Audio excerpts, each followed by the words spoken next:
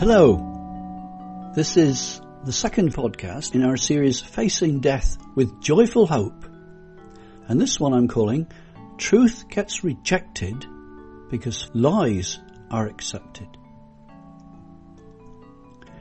In the last podcast, I promised to tell you how you could face death with joyful hope, but there's a problem, because if I told you the truth, you probably wouldn't believe me. You might say, well, why wouldn't I believe you? I'd really like to know. This sounds exciting to me. There are so many lies that are told that people believe them so they cannot see the truth. And that actually could be you. If I speak the truth, you probably won't believe me. You'd probably reject what I say because of the lies that you have been taught. So I'm not going to explain it to you right now. That will come later when you understand why I have reason to believe it. So before telling you the truth, I want to tell you a true story, which helps you to understand why you would not believe me. Do you really want to know the truth? Well, then stick with me, because we need to sort out some of these lies first. Back in the 1800s, there was a doctor, a scientist, Dr. Ignaz Semmelweis, who discovered the truth about how to stop disease spreading. He was a Hungarian, but he worked mostly in Austria. In the hospital where he worked, there were two maternity units, one led by the doctors, another led by nurses. At that time, in maternity units, fever killed a lot of ladies. And it was a fever that had an unknown cause. They didn't know where it came from, what caused it. And in the doctor-led unit, 10% of the ladies died. Whereas in the nurse-led unit, 4% of the ladies died.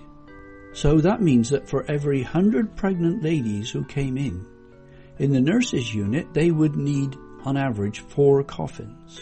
But in the doctor's unit, for every 100 pregnant ladies, they would need 10 coffins. 10 died. And this was normal. Now there's a graph which shows this on Wikipedia, which you can see, and it shows that this is consistent year after year. It wasn't the same every year, but it was consistently higher in the doctor's units than in the nurses' units. And Dr. Semmelweis said, well, why is that? And he was thinking scientifically. He said, surely that could not just be by chance, could it? There must be something to cause what's different. What is the difference between the two units? He studied the two units, and he noticed that the only difference he could see was that the nurses, when they came to work, they went straight into the wards. Whereas when the doctors came to work in the morning, they checked the bodies of those that had died before they went onto the wards. Then one day he had a clue. He had a doctor friend who was accidentally poked with a scalpel during a post-mortem examination of a woman who had died of this fever. A short time later, the friend got sick and died. And the friend's autopsy showed that he had died of the same type of infection as the woman. Oh, what did that mean? Could that mean anything?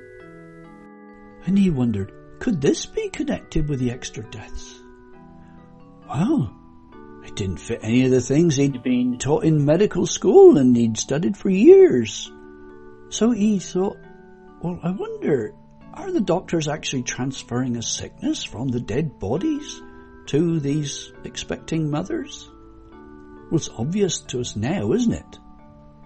But that was a brand new idea to him. It didn't fit any theories of disease that he'd ever been taught.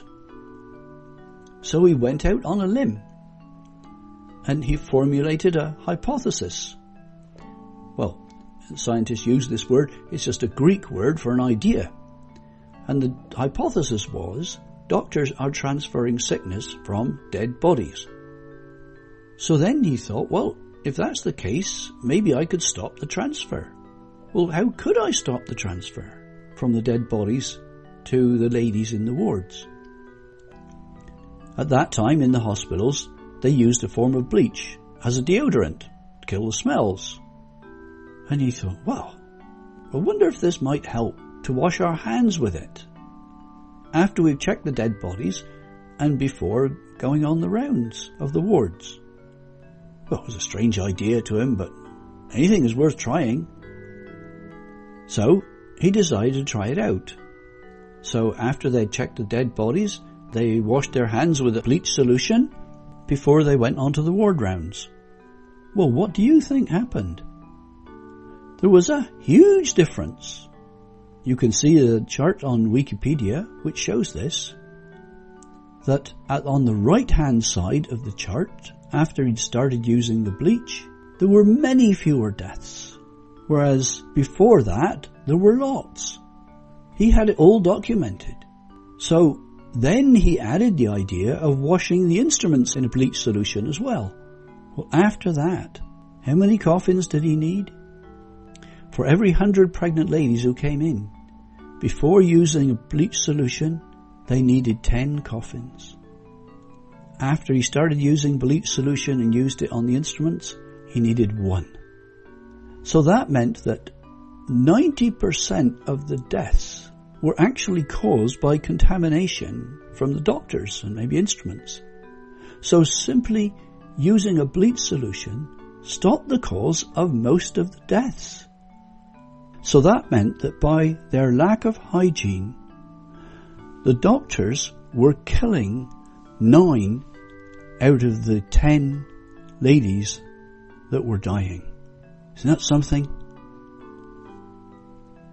Well, that was an incredible discovery. He was a scientist, and his scientific mind, with careful research and recording, got a great answer. Well, you might ask the question, did he get a Nobel Prize for medicine? Well, not that there were any Nobel Prizes then. But what would the reaction be?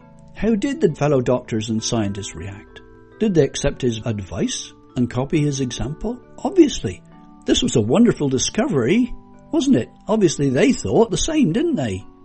Or did they actually reject his advice and ignore his example?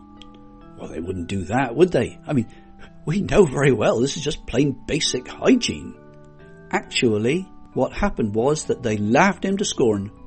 They thought this was an absolutely ridiculous idea.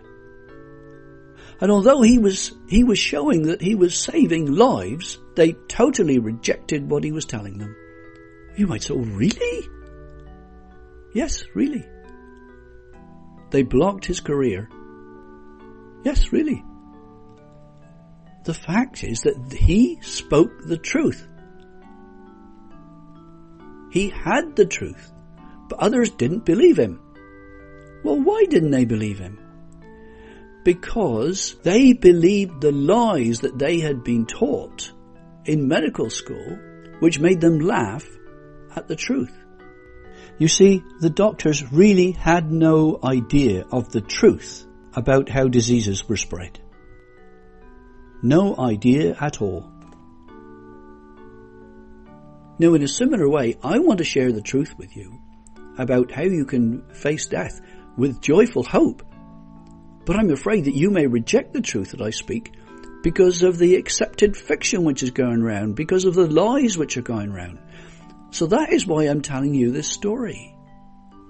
And in the next podcast, I want to tell you why he was rejected. And I'll also have a challenging question for you. This is a bit of a journey, but on this journey I can promise you that you can know how you can face death with joyful hope. And I hope you'll join me in the next podcast. O land of life, how good it is to know eternal joy awaits me where I go. From this world filled with sadness, with a song of gladness, I shall enter my eternal